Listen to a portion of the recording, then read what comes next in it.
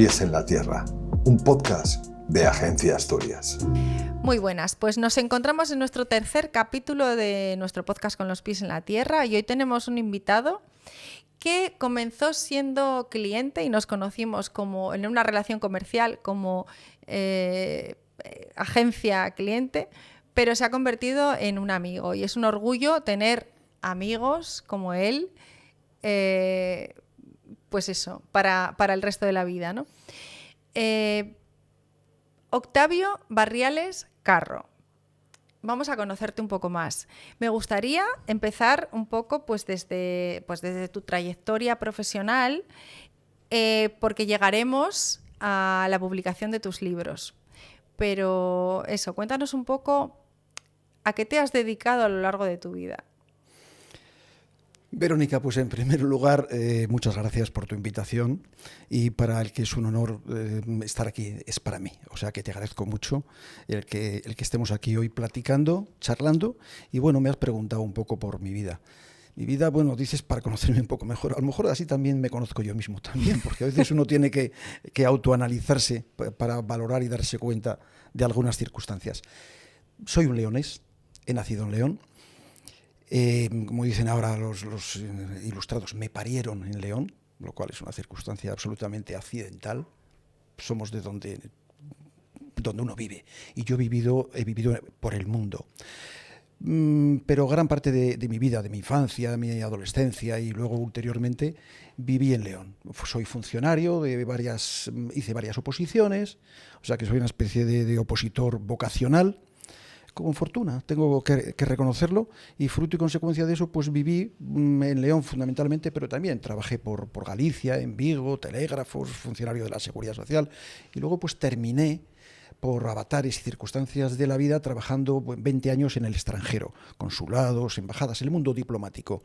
Muy interesante, muy impactante, que me ha permitido pues sorprenderme de lo grande que es el mundo, de las cosas que pasan por el mundo, y me vi implicado, porque siempre me gustó la escritura. Tengo una madre que es escritora, tiene libros publicados, y un poco pues por esa especie de vis literaria siempre colaboré en periódicos, y sigo colaborando en tribunas semanales, opiniones de sesgo político, social, cultural. Y ahora que estoy jubilado, porque ahora ya estoy jubilado, me he venido a vivir a Gijón y me dedico de lleno a la escritura. Bueno, pero en Gijón ya estabas. De León, residente en Gijón. ¿Cómo llegaste a Gijón? ¿Y por qué Gijón? ¿Y no Oviedo o otra parte de Asturias? Hombre, yo creo que en tu pregunta está casi la respuesta. León, Gijón, León. Es una especie de pleonasmo. Porque León y Gijón, aparte de que suenan fonéticamente parecidas, son lo mismo. Me voy a permitir un poco la licencia literaria de decir que es lo mismo. Sabemos dónde está cada uno, pero el hermanamiento ha sido tan estrecho, pero tan estrecho, que bueno, ahí tenemos el ejemplo más claro. Jovellanos, prohombre. Jovellanos amaba profundamente León. Sí, es cierto. De hecho, la primera persona que trazó mentalmente lo que era la vía de comunicación Asturias con Castilla, es decir, hacia León, fue él, lo que luego ya fue el Puerto Pajares, la carretera, todo eso, entendiendo el puerto como una puerta, no como un muro como podía entenderse antes, y para abrir un puente. Efectivamente, mercados, caminos, y de hecho incluso Jovellanos colaboró directamente en crear en León, el que era un mecenas para tantas cosas, un hombre de la intelectualidad, economista, pensador, filósofo, jurista, literato, creó la asociación que en León fue muy importante, Amigos del País, fue él. Entonces eso ya, si Jovellanos se vinculó tanto a León, y bueno, ¿qué más asturiano hay que el río Sella? ¿Saben ustedes dónde nace el río Sella, verdad? Nace en Valdeón, es decir, en picos de Europa, para terminar muriendo en el mar Cantábrico, en la ría de Ribadesella. Es decir, ese río abraza, besa las dos tierras, la de León y la de Asturias, es decir, las hermana, vamos a decirlo así. Y puesto a hablar de hermanar, ¿qué asturiano no va al barrio húmedo, a León? ¿Qué leonés no viene a la playa? Sigue habiendo todavía el famoso tren que llaman playero, que hoy día, bueno, afortunadamente superado por los coches y estas cosas, pero sigue existiendo el tren playero de los leoneses que a las 8 de la mañana vienen a pasar el domingo o el sábado a la playa. Eso es tremendo. O tenemos aquí esta maravillosa, repito, maravillosa. Yo creo que es insuficientemente valorado por los asturianos, como es la Universidad Laboral. Sí. ¿Cuántos y cuántos leoneses? ¿Cuántos estudiaron aquí, vivieron ahí? Entonces estamos tremendamente hermanados. Y como estamos tan hermanados... y Octavio se vino a Gijón. Un último ejemplo, Quini. Ese gran futbolista tan querido, tan admirado, Totalmente. Tan venerado, diría yo, aquí en Gijón. Quini tiene la medalla concedida de hijo adoptivo de la ciudad de León y nombrado embajador de León. Y se le entregó en aquel acto de hermanamiento, de reconocimiento, el gallo de la Basílica de San Isidoro, que es el gallo representativo de la ciudad de León. Entonces, con todos estos elementos que nos unen, que nos abrazan, que nos aunan, bueno, pues era lógico que un leonés venga a Gijón, porque Gijón, allí dicen en León, o decimos en León, que Gijón es la playa de León. Lo mismo que los asturianos se van a Valencia de Don Juan, que le llaman Valencia de la O. Gijón es la playa de muchos sitios, porque es la playa de Oviedo. Efectivamente, la consecuencia. En el caso mío, que yo venía aquí con mis padres, mis hermanos, cuando éramos jóvenes, cuando éramos chicos, llovía mucho más que ahora, mucho más llovía que ahora. Pues siempre dije que el día que me jubilara yo vendría a vivir a León, a Gijón. Y aquí estoy, simplemente. Pues encantados de tenerte aquí. Vamos a seguir un poco en tu trayectoria profesional y en ese abrirte y visitar otros países, que un poco es hacia donde vamos con la presentación de los libros que has escrito, ¿no? Que me parece impresionante el poder tener acceso a mundos a los que cualquier persona de a pie no tenemos. O sea, creo que tienes el privilegio de haber estado, el privilegio con los riesgos que puede haber conllevado, ¿no? Pero de haber conocido el mundo desde otras perspectivas que te dan probablemente una visión y un mundo al que no tenemos acceso muchísima gente. ¿Cómo llegas a Sudamérica? ¿Por qué? ¿Y qué te lleva a conocer los mundos de las prisiones de Venezuela, que es uno de los lugares en donde se ambienta tu primera novela? Bueno, pues por circunstancias de la vida, por los accidentes que tiene la vida. En un momento dado, determinadas circunstancias me motivan un cambio, necesitaba cambiar. Y en ese sentido, pues se convoca una plaza concretamente era jefe del Departamento de Atención a Detenidos Españoles en Venezuela. Había 186 presos españoles. Solicito esa plaza, el Ministerio de Asuntos Exteriores me la concede y allí me planto yo en Venezuela. Desde el Instituto Nacional de la Seguridad Social en León me marcho para allá. Y ahí empieza, efectivamente, entre el año 2005 y 2010, allí empieza, pues este devenir de ir conociendo ese mundo terrible, un mundo impresionante, un mundo que no conoce nadie. Y cuando digo que no conoce nadie, a pesar de que todos hemos visto películas, sí. El Expreso de Medianoche, lo otro, cárceles en Tailandia, cárceles en no sé dónde, bueno, las cárceles de Venezuela son extraordinariamente distintas a todas. ¿En qué? ¿Se imagina alguien que entras en una cárcel y los presos, repito, los presos, tienen una estructura jerárquica donde el que manda, y que es el que manda en la cárcel, no el director, el preso que manda le llaman PRAN. Bueno, le llaman de varias formas, le llaman PRAN, papa, volantero, cartelúo o principal. Les se llama de esas formas, pero que ese preso tiene metralleta y tiene a su alrededor, dentro del recinto penitenciario, una guardia pretoriana que le vigila, que le custodia, que le cuida, escoltas, por llamarlo así, pero que allí en la jerga carcelaria venezolana le llaman los luceros, y tienen Kalashnikov, AK-47, granadas explosivas, dinamita. ¿Alguien se imagina eso? Bueno, pues eso no estoy ni exagerando ni mintiendo. Eso es real, absolutamente real. Bueno, por supuesto, la cocaína por panelas y por kilos. El crack exactamente lo mismo. Esa locura, ese estado distópico, ese mundo paralelo. Claro, todo eso tiene un factor común que lo aúna y que lo permite, que se llama corrupción. Porque para meter una granada, para meter metralletas dentro de la cárcel, hay una corrupción que permite meterlas. Y para que exista esa estructura jerárquica que mueve dinero, que mueve tanto dinero, drogas de dentro hacia adentro y hacia afuera, todo se hace con la anuencia de la Guardia Nacional, de la policía, de los vigilantes y de los directores de las cárceles. Bueno, pues ese mundo fue el que yo conocí. Y cuando yo salía de la cárcel y contaba a la gente, a mis amigos, a mis conocidos, lo que yo estaba viendo, mis amigos me decían, escríbelo, porque sabían que yo pues tenía esa especie de vis literaria.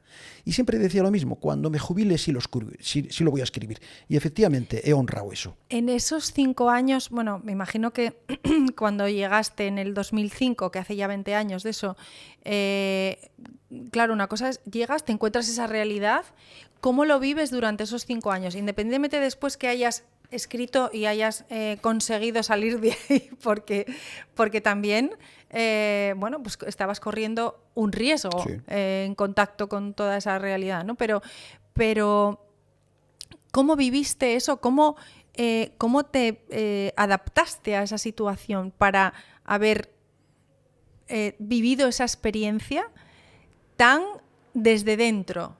Porque probablemente no todo el mundo y mucha gente que haya tenido, como me decías tú antes de fuera de cámaras, pues que hay gente que tiene relaciones gubernamentales o más, pero para verte mimetizado con todo ese sistema y haber sobrevivido a todo eso. ¿Cómo lo viviste esos 5 años? Pues mira, lo viví prácticamente sin darme cuenta. Era tal la tensión emocional, la carga o descarga de adrenalina cuando entrabas allí, que yo no fui consciente de los riesgos reales que estaba realmente a los que me estaba exponiendo. Es después, cuando he escrito la novela, cuando muchas veces me he echado las manos a la cabeza y digo, ay Dios mío, yo estaba loco. ¿Cómo hacía todo aquello? Porque sí que veía yo a la representante de la embajada alemana, porque íbamos a las cárceles a dar una ayuda, lo cuento un poco esto, a dar una ayuda, a cada preso se le daba 110 euros. Se le daba una ayuda y había que entregárselo en mano, hablar con él, hacer una pequeña historia para luego mandarlo a Madrid y Madrid informar a las familias cómo estaba su hijo, cómo estaba su familiar, su pariente. O sea, viví situaciones terribles, tremendas.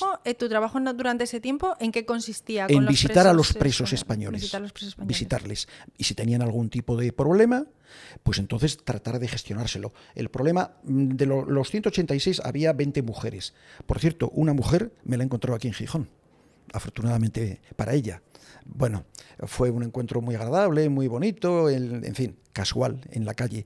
Entonces yo visitaba a aquellos presos, pero yo, a diferencia de otras embajadas que se limitaban a ir a la zona administrativa, llamar allí al preso, yo pues con ese punto de locura o de carácter Curiosidad, vehemente, he sido sindicalista cuando era más joven y estas cosas, y tienes ese impulso, esa fuerza, ese ánimo de implicarte en las cosas, yo me metía dentro del módulo. Y me metía dentro de los módulos, dentro de lo que es el mundo, porque las cárceles de Venezuela tienen 2 candados. El que pone la policía por fuera para que no se escapen, que no sirve para nada porque podrían escaparse, puesto que tienen más fuerza de fuego los de dentro que los de fuera, y el que ponen ellos para que allí no entre nadie.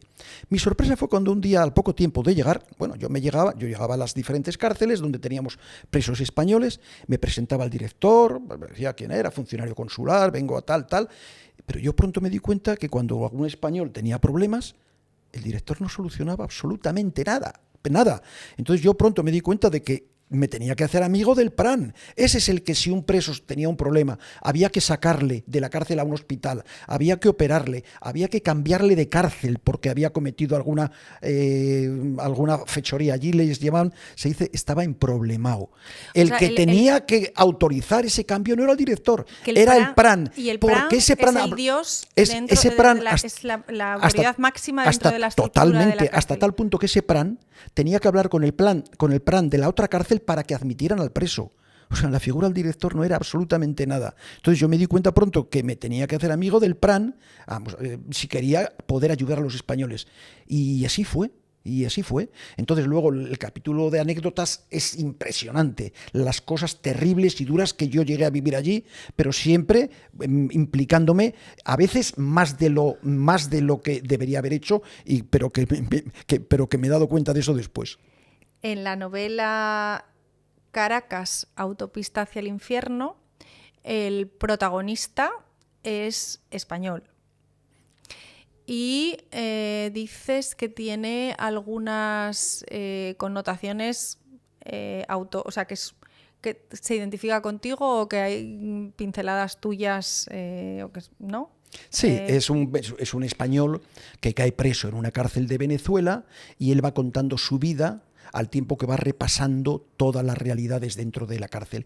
Y cuando tocas la parte de su vida, pues quieras o no, todo escritor siempre, quieras o no, saca algún aspecto personal, sentimental, de tu vida pasada, en fin, y que te permite contarlo como anécdota, algo que a lo mejor no has contado nunca a nadie, pero como estás hablando de otra persona, pues bueno, lo cuentas ahí y sí, pero bueno, el personaje es un preso que cae en una cárcel y sorprendentemente, en cuanto cae, es prohijado por el Pran, un colombiano, le llaman el señor Emilio, el Pran, que está inspirado en un personaje real, el viejo Anguito. Este era un preso que, fíjese, venía a cenar a mi casa algunas veces, siendo preso, pero es que yo tenía que negociar con él para poder ayudar a algún español, tenía que negociar con él, al punto... Esto lo voy a contar como primicia, aunque en la novela se deja caer, pero de una forma sesgada. Yo llegué a negociar con él algo que no pude contar nunca a Madrid, porque si lo cuento no lo hubieran entendido y me hubieran cesado. Tuve que negociar con él que a un español le dieran un tiro en una rodilla, porque lo iban a matar, Y cuando me cuentan que lo van a matar, yo hablo con el viejo Anguito, el viejo, era más joven que yo, pero la gente le llamaba viejo, yo también viejo. Hablo con él y no, había que cobrar sangre porque los muchachos, era un sinvergüenza, un elemento malísimo. Había engañado, robado, estafado, el español era un mal elemento y lo iban a matar, que allí le llaman dar Pakistán. Y dar Pakistán es matarle y luego cortarle en trozos. En fin, la novela cuenta todo esto, pero esto es real, absolutamente real.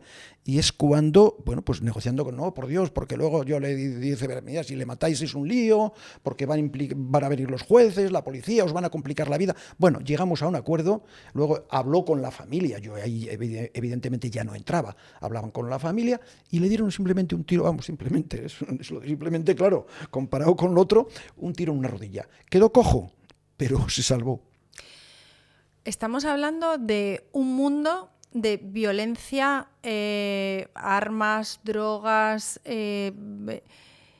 pero al mismo tiempo hay otra parte que son lealtades, que son hermanamientos, que son... ¿Cómo explicarías cómo convive todo eso? O sea, porque al final es como una estructura y una sociedad dentro de... O sea, una sociedad marginal con otros códigos, pero que también respeta, igual que respetaron o tú fuiste capaz de negociar con él y si se hicieron unos males menores para que no fueran males mayores. ¿Cómo convive esas dos partes y cómo se puede entender que dentro de lo malo saquemos algo bueno? Mira, está muy bien el matiz que has visto en la novela, porque en la novela, teniendo un trasfondo de tanta violencia, para mí es un canto a la amistad. Y el canto a la amistad viene dado de ese español que cae preso y por una causa que se sabrá solo al final de la novela, resulta que es prohijado, querido, protegido por el Pran. ¿Y por qué? Bueno, pues esa protección que se sabrá al final de la novela establece unos vínculos y una solidaridad. Al principio no, pero luego se va aumentando una solidaridad, un amor, una ternura, una amistad estrechísima entre este español y el Pran, como dije antes, el señor Emilio, ese colombiano. Y, una pregunta, ¿cómo el Pran llega a ser Pran? O sea, ¿cómo llega hasta ahí? ¿Quién lo elige? ¿Cómo se decide eso? Generalmente por fuerza. Lo primero que te debería explicar es, cada cárcel tiene diferentes módulos, que tiene unos nombres. Uno se llama artesanía, otro es la capilla, otro se llama el mostrico, tienen nombres. Bueno, pues en cada módulo de estos puede haber cerca de 100 presos. Cada módulo tiene su estructura jerárquica. tiene su estructura jerárquica y en cada una de ellas hay un pran con sus luceros. Y, curiosamente, esto es como un hormiguero. Tú sales al campo, agarras una hormiga de un hormiguero, esa misma hormiga la pones en el hormiguero que está a 1 metro y las hormigas la matan a esa. ¿Por qué? Si son hormigas, son de la misma raza o por lo menos parecen iguales. Bueno, pues no sé por qué. Será la condición animal o humana. Vete tú a saber por qué. Los presos, pues simplemente por caer en un módulo, eres enemigo a muerte. Digo a muerte de los otros módulos. De hecho, hay una figura en cada módulo que le llaman el garitero. Garitero que viene de garita, como en el servicio militar. Garita es un preso que tiene que estar 24 horas vigilante, armado, evidentemente vigilante, que no vengan de otro módulo a atacarnos. Porque si vienen a atacarnos, eso podrían, bueno, claro, nos sorprenden, nos matan. Entonces, para prepararnos, sacar las armas de las caletas. La caleta es pozos, agujeros, lugares donde esconden la droga y las armas, que las hay. Entonces, la figura del garitero es fundamental porque vigila. ¿Pero qué vigila? Vigila que no vengan a matarme de otros módulos. Por eso tiene cierta lógica que en las cárceles los presos están armados, porque la policía, los vigilantes no me van a proteger. Tengo que ser yo mismo. Y de hecho, otra cosa, y termino ya, es que todos los domingos a las 5 de la tarde, es curioso porque parece un rito religioso, hay una cosa que se llama la causa. Y la causa es, cada preso tiene que dar un dinero necesariamente, nadie puede escapar de eso, y si no tiene dinero porque la familia no se lo da, tiene que buscárselo de otra manera, tiene que dar un dinero para el colectivo. Y ese colectivo, con ese dinero, con esa causa que se entrega los domingos a las 5 de la tarde, el PRAN decide, compramos unas sillas, compramos pintura para pintar, compramos metralletas, compramos cocaína, compramos, en fin, es una organización, es una ciudad paralela en un mundo loco, salvaje, pero muy bien organizado. ¿Y cómo se establece el poder? O sea, quiero decir, al final, el poder está dentro. Sí. O sea, el poder está en manos, se supone, de los que no de quienes no debería estar. Sí, pero por al fuerza. Final tienen más poder que los carceleros, que los policías, que los... Claro. Primero, los policías te puedes encontrar en una cárcel, como puede ser, esta cárcel está ubicada en el Rodeo 2, pero puede ser la cárcel de Los Teques, la cárcel de Yare, en fin, hay muchas. Pueden estar, los vigilantes son 6 o 7 policías y los presos, que pueden ser 1000, están armados hasta los dientes. De hecho, por ejemplo, y esto se puede ver en las hemerotecas, en la cárcel del Rodeo, los presos se amotinaron y estuvieron 2 meses encerrados. Y la policía, 2000 soldados, hasta con helicópteros, no pudieron entrar en la cárcel porque tenían más fuerza de fuego los de dentro que los de fuera. Y yo sé, esto luego sotoboche, yo me he enterado, que cuando entraron ya después de 2 meses de disparos, y de hecho la foto típica, se puede ver por internet, la foto típica de una cárcel de Venezuela es todas las paredes agujereadas con arma de guerra, no pistolitas, arma de guerra de los conflictos que hay entre los presos con la policía. Repito, cuando entró la policía, el ejército, después de 2 meses, fue porque los de dentro se les acabó la cocaína y dejaron entrar. Si no, no entran, porque tenían más fuerza de fuego los de dentro que los de fuera. ¿Y por qué tienen más fuerza? Pues porque hay mucho dinero, mueven mucha droga y compran muchas armas. Y viendo esa realidad y viendo la sociedad en la que vivimos, ¿podrías extrapolar eso de alguna manera afuera de las cárceles, a lo que vivimos socialmente? Bueno, ya no digo en Venezuela, que en Venezuela, bueno, por no meternos ahí, pero socialmente lo que estamos viviendo nosotros ahora, o sea, el poder en manos de quién está, quién manda. En las cárceles supuestamente debería de estar en los policías o en los guardias de seguridad y está en los... Sí, los pranes con sus luceros. En los delincuentes, ¿no? Los pranes y los luceros. ¿Y socialmente podríamos extrapolarlo de alguna manera? O sea, ¿te atreverías?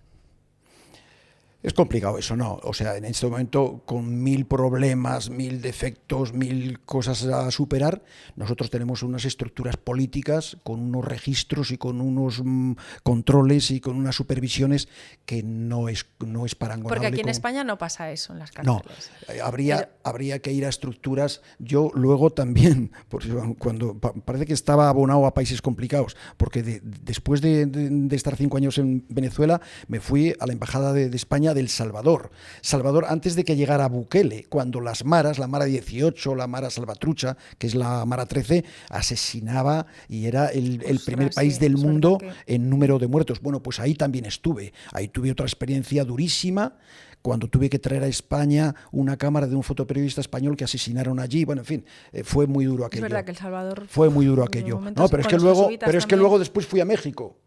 Y México, ahí está el cártel de Sinaloa, el cártel del Golfo, los Zetas, los del Chapo Guzmán, los de Beltrán Leiva, que también es un poder, y es un poco por donde puede ir tu pregunta, es un poder tremendo paralelo al poder político, a tal punto que en México muchos gobernadores de estados ahí un poco ya del interior, realmente quien pone esos gobernadores son los grandes jefes de los cárteles. Pero ¿y a qué se debe que pase eso en estos países? Son democracias muy imperfectas, no tienen registros para controlar, y el tema es que si el poder no lo ejerce el quien lo tiene que ejercer, y la corrupción te permite con dinero, no olvidemos que el dinero del narco estamos hablando de dineros, barbaridades, ya no es dinero de una coima, de una corruptela, estamos hablando de muchos millones, mucho dinero. Entonces comprar un policía, comprar un gobernador, comprar un alcalde, allí es habitual, y luego pues claro, no hay pozo democrático. Nosotros mismos estamos viendo tantas corrupciones en España, fíjate lo que puede ser el estado de Sinaloa, Culiacán, lo otro. En definitiva, falta peso y pozo democrático. Y después de esta novela y de haber publicado esto, te embarcas en otra. Y reflejando una realidad también muy dura, totalmente diferente, porque ya no estamos en este mundo. Sí que es verdad que seguimos en Latinoamérica, en República Dominicana y con las mujeres. Bueno, ahora que estás jubilado, pues pasas temporadas allí. ¿Cómo te planteas escribir y reflejar esa otra realidad que recoges en esta novela que ya está publicada? Ay, papi, como me decías. Ay, papi. Que en esta novela el tema de la prostitución generalizada en esta isla, en República Dominicana. Bueno, pues, ¿por qué? Porque me gusta complicarme. Sencillamente, porque yo creo que estoy abonado, una especie de abogado de las causas perdidas. Lo de Dominicana fue muy sencillo. Soy el típico ciudadano que al calor del Caribe, me gustó la Hispanoamérica, Latinoamérica, las playas, el calor, el clima, el ambiente, la gente alegre, la bachata, la música, la alegría, el sol. Bueno, pues recalé allí. Y cuando recalo allí, pues primero, pues yo ya conocía, ya había estado viviendo y trabajando en países hispanoamericanos, pero empiezo a ver cosas que me sorprenden, y que me sorprenden no gratamente. Y no gratamente es porque veo que es un estado distópico.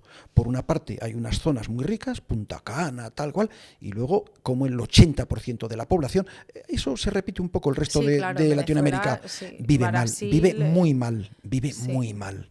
Y no solamente vive muy mal, sino que empiezo a ver cómo socialmente hay sectores de esa población que sufren terriblemente marginalidades y cuestiones de índole personal mucho más escabrosas y escandalosas. Y el tema, ¿cuál es? Que, bueno, pues por mi carácter, mi forma de ser, voy hablando, voy conociendo, voy escuchando, y veo que hay dos realidades. Está la República Dominicana alegre, bonita, bachatera, fiestera, musical, en fin, maravillosa.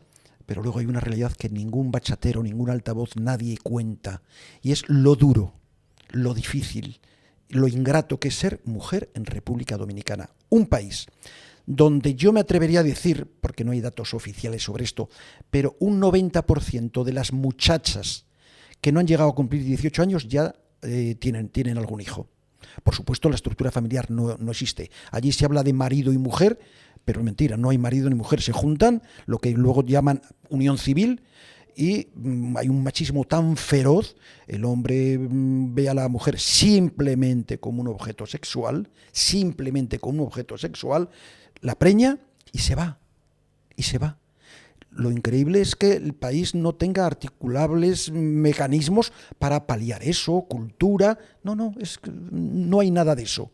No hay posibilidad de aborto, ni siquiera cuando la niña ha sido preñada y violada. Y ahí entro en el tema que más escandaloso es para mí.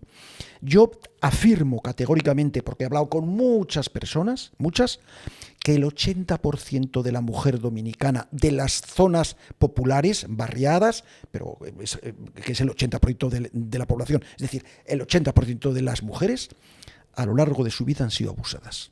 Este dato que es escandaloso, cuando yo se lo comento a alguna muchacha y me dice, sí, claro. Digo, ¿cómo así? Sí, claro. Esto es una locura. Bueno, pues en esta locura que yo llego a conocer de manera circunstancial y no buscada, es cuando me planteo que eso hay que decirlo. Y me sorprende que ni las embajadas, ni las asociaciones feministas, que no las hay, ni las asociaciones humanas, que tampoco las hay, ni los sindicatos, que sí los hay, nadie cuenta esto. Nadie. Y yo me pareció tan brutal, tan salvaje, que pensé que me convertía en un cómplice de esa realidad brutal si no lo denunciaba. Y es una novela que tiene amor, tiene sexo, porque es la vida de 4 mujeres, 4 prostitutas, pero que van contando su vida, porque esta novela realmente, lo voy a decir, yo no la he escrito, la han escrito ellas. Yo me he limitado a escucharlas y luego ponerme delante de un teclado, escribir un poco lo que... Y es una realidad tan cruda, tan dura, tan brutal, que el libro tiene una fuerza tremenda, una vis poderosa en el sentido de la denuncia. Y creo que es una novela que hacía falta. Fíjate que yo tengo amigas colombianas, venezolanas, y sí que es verdad que socialmente, cubanas, que sí que es verdad que de mi edad, realmente ahora no sé cómo es la sociedad allí, pero sí que en su época, que es reciente, sí que había como cierta normalización, incluso del abuso dentro de la familia de las chicas, mujeres, sí, tal. Sí, en el seno intrafamiliar dentro es donde de más la abuso hay. familia se permitía o se tapaba o se ocultaba y es verdad que la objetualización de la mujer, que además ahora que estamos aquí en España, sobre todo reivindicando mucho el valor y nuestra dentro del feminismo el valor de la mujer, todavía ahora mismo en países de nuestra propia lengua se están dando estas situaciones y además hasta normalizado. Y además viendo un poco la música y cómo se está, yo desde el punto de vista musical que a mí me toca, cómo los textos de muchas canciones tratan la sexualidad y la mujer siguen siendo objetos de esto, ¿no? Totalmente. Y bueno, pues está siendo recibido como algo normal cuando realmente no es algo normal que debería de llamarnos la atención y no deberíamos de aceptarlo, pues eso, como un entretenimiento, ¿no? ¿Qué pretendes con este libro? O sea, ¿cuál es tu objetivo? Aparte eso, pues dar visibilidad a esta realidad. Pues mira, a fuer de sincero. Lo único que pretendía, en primer lugar, porque luego han venido otras circunstancias, era desahogarme y sacar esa suciedad, esa porquería, esa mierda que ves allí y que hay que contarlo. Porque si no, eso, eres un cómplice con tu silencio. Eso, lo del delito de acción por omisión, omitir algo que es brutal, te convierte de alguna forma, bueno, pues coadyuvas a que eso se mantenga. Entonces, en primer lugar, denunciarlo. Luego ya, evidentemente, tendrán que ser las autoridades, las instituciones, las organizaciones, los organismos, la Agencia Española de Cooperación Internacional, las embajadas distintas, quien se encarguen de activar todo ese tipo de situaciones para darles solución a ese tema. Eso por una parte, pero luego, a medida que lo iba escribiendo, digo, esta novela es importante que las mujeres, para que tomen conciencia, porque en la República Dominicana habría que levantar un monumento a las mujeres. Son el sostén, el soporte de la sociedad. Y dentro del capítulo de las mujeres, yo diría a las abuelas. Esas sí que son de verdad la columna vertebral de la sociedad. Porque mantienen, porque la muchacha con 14, 15 años ha parido, no tiene dinero, no tiene tal, lo cual le está abocando a la prostitución antes de que su niño se muera de hambre. Es una frase muy dicha y que se comenta en la novela: antes de que mi hijo pase hambre, hago lo que sea. Hago lo que sea. Y ese lo que sea, el turista del sexo entiende perfectamente lo que quiere decir. Y el local entiende también perfectamente lo que quiere decir. Pero el espíritu con el que está recogido la novela, aunque es la vida de 4 mujeres prostitutas, el espíritu desde el que está escrito, hay una frase que una de ellas, Claribel, le dice al protagonista, y está sacada de contexto y puesta en una simple página para que se vea, porque resume el espíritu y el trato con el que está contemplado el espíritu de la novela. Y esa frase dice: yo no le abro las piernas a un hombre, se las abro, sí, a la necesidad. Esa es la novela. Bueno, pues después de esta novela, como con tu espíritu joven y inagotable fuente de creatividad, pues ¿en qué estás metido ahora mismo? ¿Qué estás preparando? Porque sé que como no puedes pararte quieto, pues ¿qué nos espera para la próxima temporada? Bueno, pues próximamente. Sí, ciertamente. Bueno, como no tengo otra cosa que hacer, pues bueno, me da por juntar letras. Y aparecen allí en una novela y bueno, pues esperando siempre que dé Cuéntanos, entretenimiento. ¿qué nos espera? Al menos. Curiosamente, hay una cosa que se dice, que el escritor nunca dice lo que está haciendo porque le trae mala suerte. A mí eso me parece una tontería, ni buena suerte ni mala suerte. Sí, yo estoy trabajando en otra novela, va muy bien, ya está casi terminada, y como soy un enamorado de Latinoamérica, pero esta, a diferencia de estas dos que son complicadas, que son fuertes, que son duras, como no quiero mandar a la gente, no tienen culpa, al psicólogo, me he permitido pues que esta otra ya tenemos que ir tenga otro carácter. Y por es nuestro que propio sea irónica. Y es una novelita, vamos a llamarlo así, tipo... Podría tener el encaje de lo que llamamos una guía turística, pero que no es una guía turística. Es un supuesto ciudadano español que fue a Venezuela. La novela se va a titular Venezuela, tan mágica, tan loca. Venezuela, tan mágica, que además, tan loca. Perdona que te interrumpa, pero es que Venezuela es un país maravilloso. Sí. Mira, el invitado anterior era un invitado venezolano. Yo tengo un vínculo con Venezuela muy especial y es un país maravilloso, riquísimo, que desde luego es una pena que haya la inseguridad que hay y que, bueno, pues que esté atravesando y que mucha gente se tenga que ir para buscar un futuro, para buscarse una vida mejor fuera del país, porque la verdad es que es un país que lo tiene todo. Sí. Es un país enorme, grandísimo, con muchísima riqueza natural. Pero bueno, no sé por qué me metí en este berenjena, pero es que... Como te he dicho que la novela es sobre ambientada Venezuela. en Venezuela, porque como estábamos hablando de toda la parte negativa, pero es que es un país maravilloso, que es una pena que no podamos descubrirlo en toda su o sea, en toda su riqueza, ¿no? Sí, sí. Bueno, tanta riqueza como que ahora mismo, catalogado por la OPEP, Venezuela es el país del mundo que tiene las mayores reservas de petróleo y de gas, sin contar con la zona del arco minero.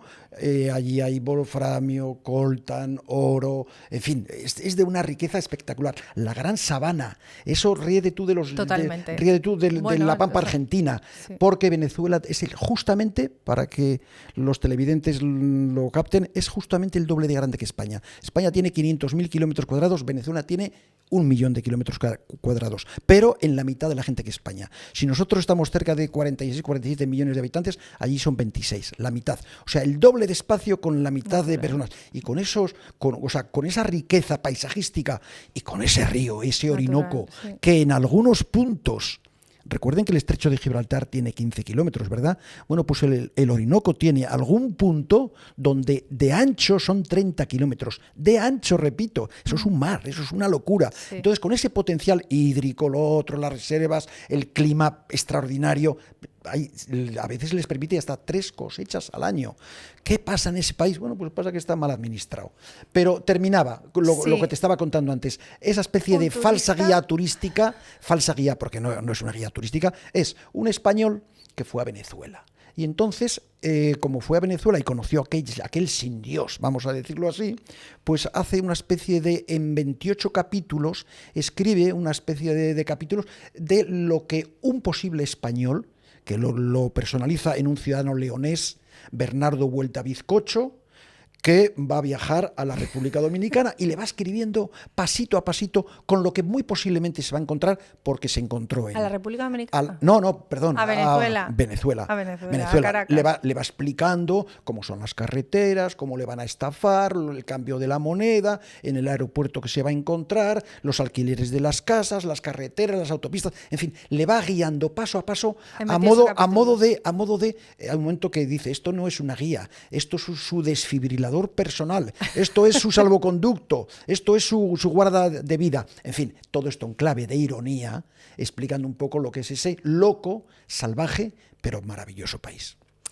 Bueno, y para terminar, voy a hacerte preguntas rápidas, así para conocerte un poco más. A ver, y muy rápido. ¿Día o noche? Depende de para qué. No, pero, a ver, dependiendo para qué, lo que sea. ¿Día o noche? Día y noche. Vale. ¿Dulce o salado? Salado. ¿Mar o montaña? Mar. ¿Gijón o León? Gijón y León. Están hermanados. ¿Venezuela o España? O no, ¿Dominicana o España? Que estamos ahí. Para comer, España. Para pasear, para playas, en Dominicana.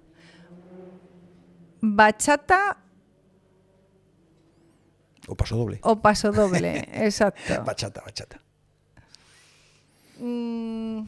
¿Rubia o morena? Ambas. ¿Novela o poesía? Novela. Bueno, pues lo vamos a dejar aquí. Muchísimas gracias A ti. por acompañarnos. Y bueno, yo estoy deseando ya ver la guía turística Acuérdate, en 28 capítulos. Venezuela tan mágica, tan loca. Muchísimas gracias. Gracias a Fabio. ti por la invitación y porque ha sido un rato muy agradable y me has permitido un poco que cuente a tu